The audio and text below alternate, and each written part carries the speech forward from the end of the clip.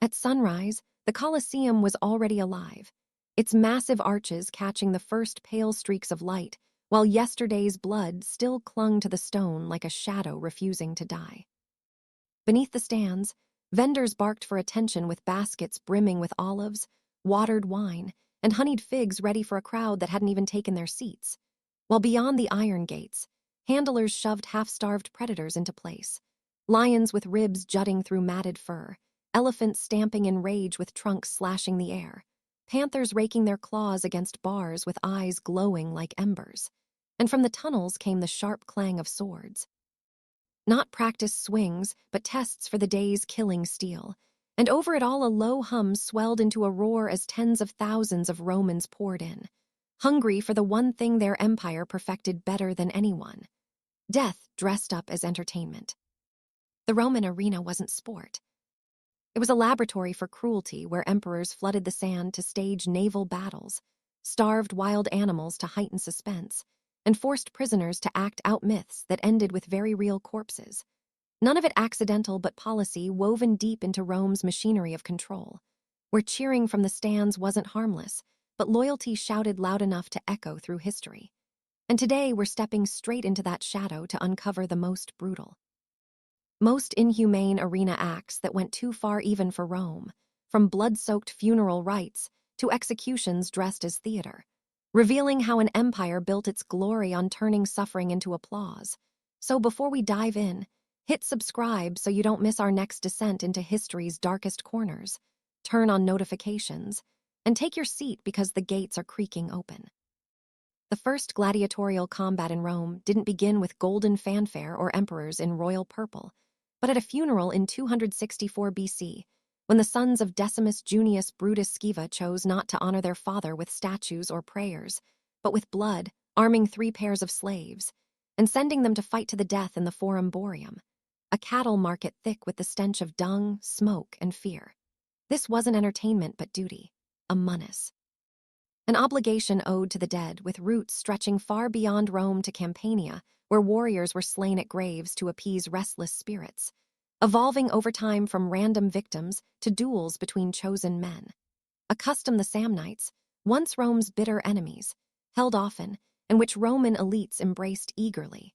For burying a man with treasures showed wealth, but burying him with a blood-drenched spectacle proved power.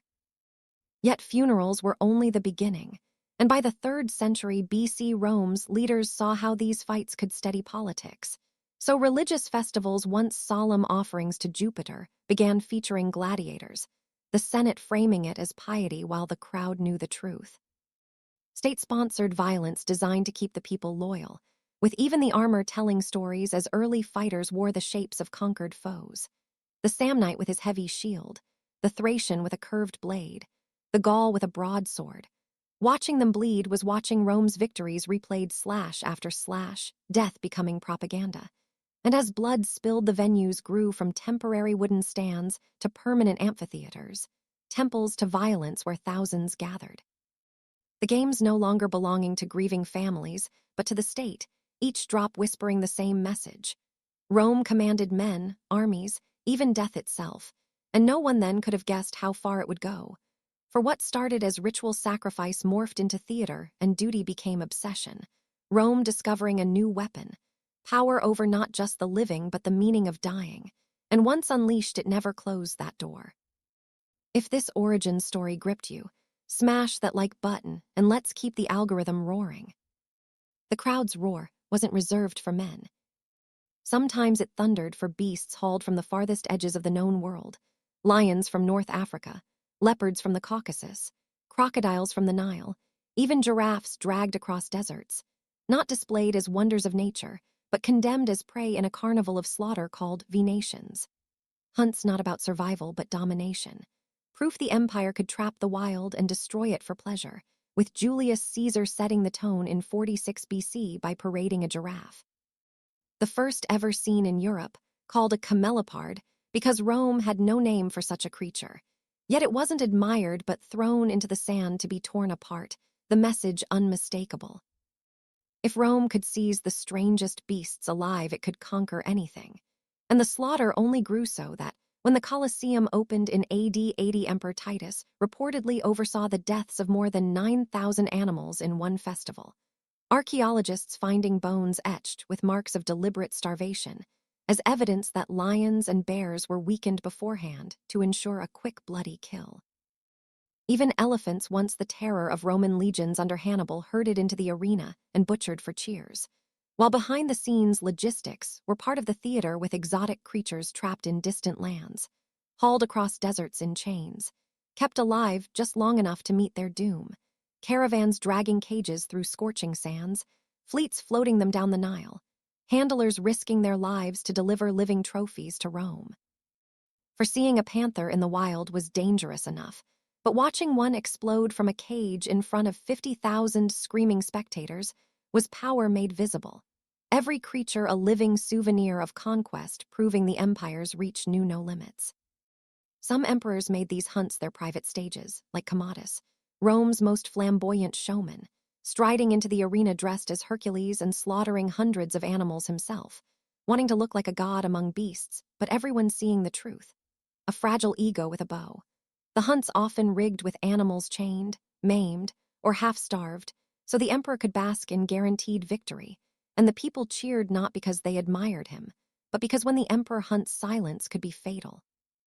Yet behind the cheers, a quieter tragedy unfolded as ancient writers like Pliny the Elder warned how rare species vanished from their homelands after decades of Roman slaughter. Lions, leopards, and even elephants pushed toward extinction to feed the empire's appetite for spectacle.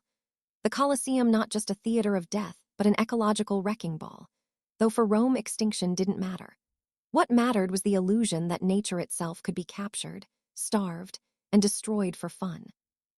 Every carcass on the sand, another brick in the wall of imperial control. If the beast hunts shocked you, share this video with a friend who needs to see this, and let's wake up the timeline.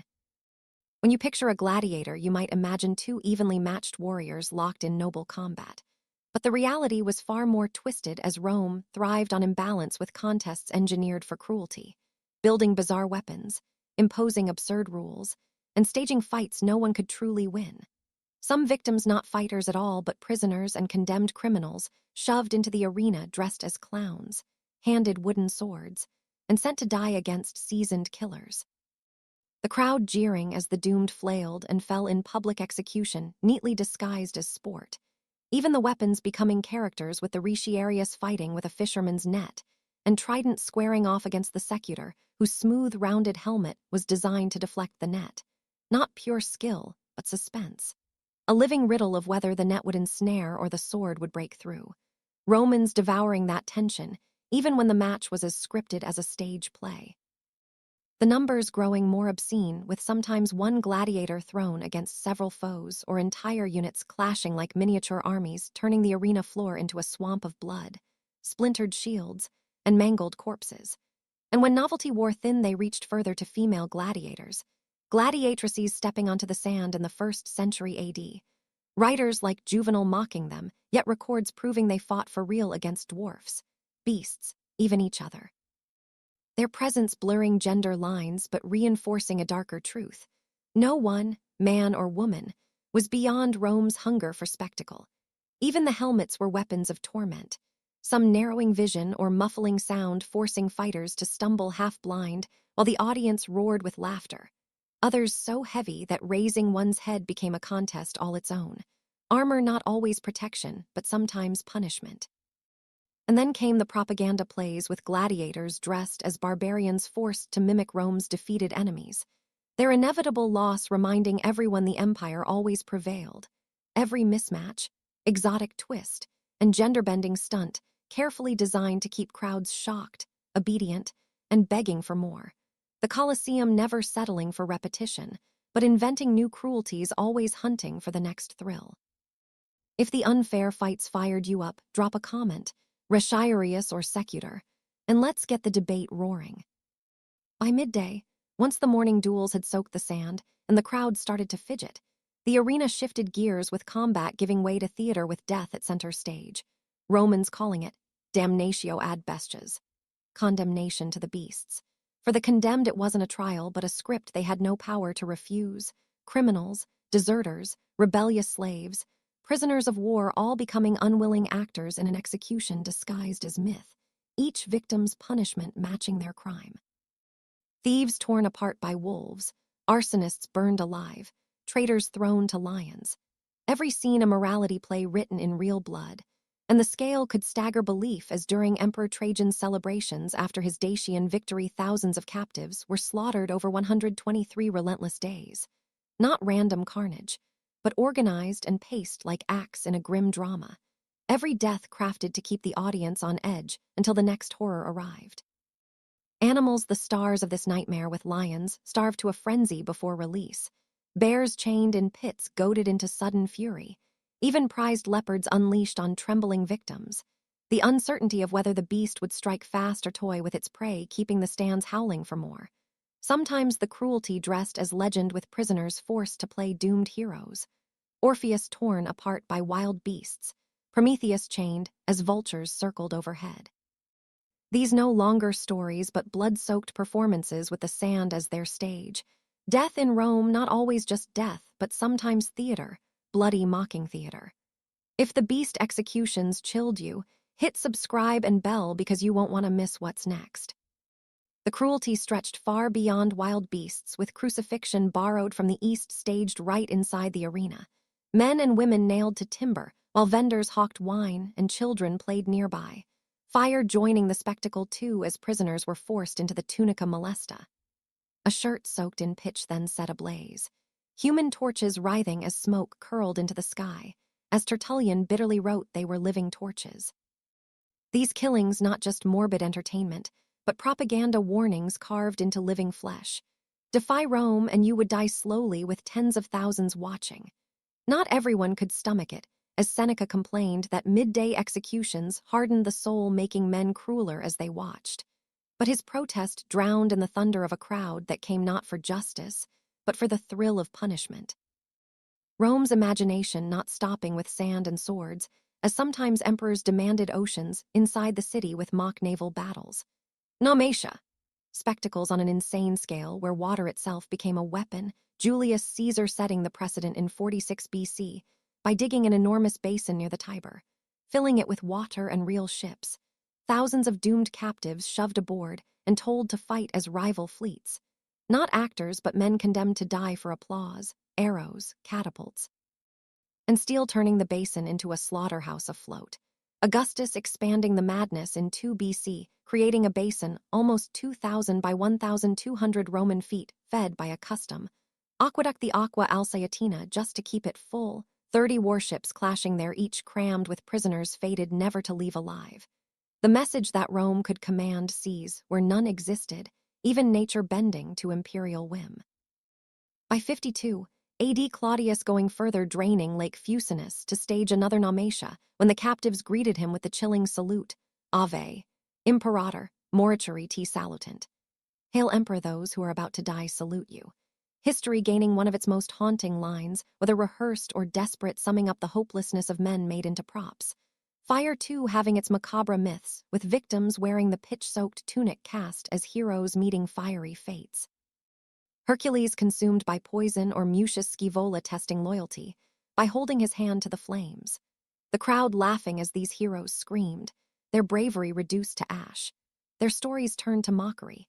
Even the Colosseum's architecture feeding Rome's appetite for domination under Titus and later Domitian, with engineers building channels beneath the arena allowing the sand to flood for smaller naval shows, then drain for combat the next day.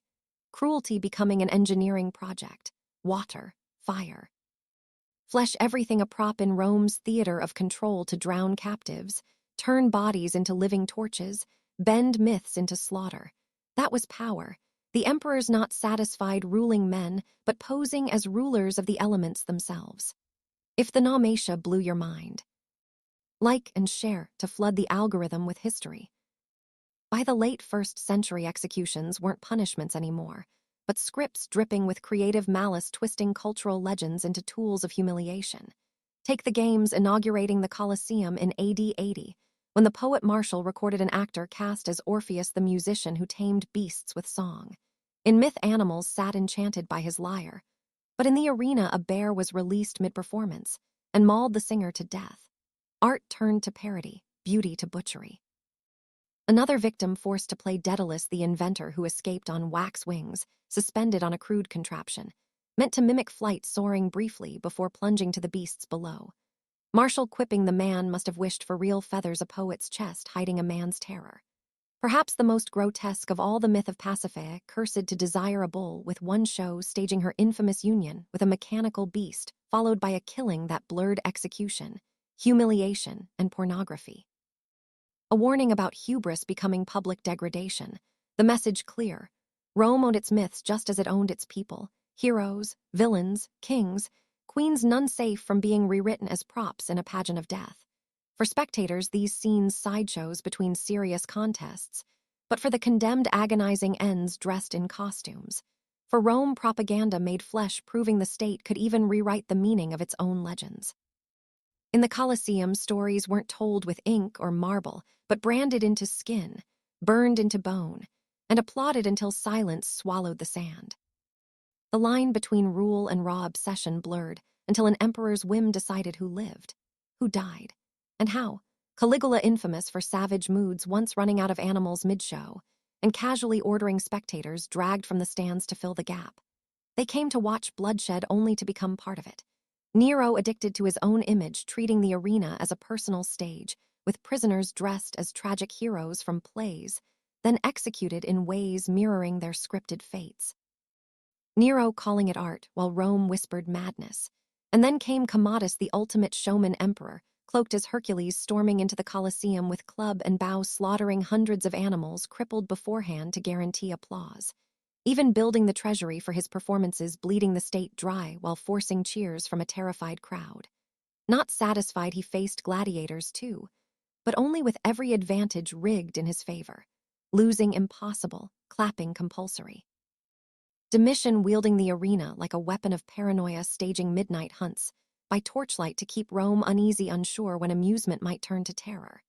Even good emperors not immune, as Trajan remembered, as just and capable marked victory, with 123 days of games, thousands of deaths, folded into a celebration of power, spectacle-fed egos, carrying a price as Caligula, and Commodus both died violently, remembered not for statecraft, but for theater written in blood. The arena that lifted them up, also exposing their madness. Not every Roman cheered as philosophers, poets. Early Christians left a quieter record, seeing rot beneath the marble. Seneca, confessing the midday executions, hardened him, stripping away empathy rather than purifying the soul. Violence seeping past the arena walls, poisoning daily life. Cicero, decades before, praising bravery, yet condemning cruelty for cruelty's sake, though even he admitted the mob demanded games as proof of generosity. To govern meant feeding the beast. For Christians, the amphitheater, both persecution and proof. Those who refused to renounce their faith thrown to lions, or burned alive, their deaths twisted into mass entertainment. Tertullian calling the shows seeds of cruelty, indicting an empire that cheered injustice as sport. Economically, the games devouring fortunes, as by late empire rulers bankrupted themselves, chasing spectacles grand enough to outshine predecessors. What once flaunted strength becoming an act of desperation. Culturally, the appetite dulling Rome's edge, as citizens who once honored discipline now demanded cheap bread and endless circuses. Juvenal mocking this hunger with the phrase, panem et circenses. To him, the craving for spectacle betraying how far Rome had drifted from its republican roots. As frontiers cracked and funds dried up, the arenas crumbled. By the 5th century, the Colosseum, still colossal, stood hollow, its sand, silent, its roars gone. But the moral questions never faded. Could a society that trained its people to revel in suffering truly endure? History's verdict suggesting otherwise. Today the Colosseum looms scarred but proud. Walk its tunnels and you might still hear echoes. Iron clashing, beasts roaring, 50,000 voices rising as one. The stone easy to admire but harder and more honest to remember its purpose. Cruelty rehearsed until it felt normal. Rome's arenas not merely about blood, but about control, shaping how citizens thought, laughed, and obeyed. Every hunt, every execution, every myth reborn in screams, serving the same end: to make power look eternal. And that is the warning carved into the ruins. A civilization that glorifies violence eventually crumbles beneath its own applause. So tell us, which of these spectacles, the hunts, The living torches, or the emperors drunk on their own shows? Best reveals Rome's darkest soul. Drop your thoughts below. And if this dive into Rome's brutal entertainments gripped you, hit subscribe so you don't miss our next journey into history's shadows. Share this with someone who needs the truth. Like to keep the fire burning. And until then, remember the Colosseum may be quiet now, but its echoes of cruelty still breathe through the stones. Stay curious. Stay bold and never forget. The past isn't dead, it's watching.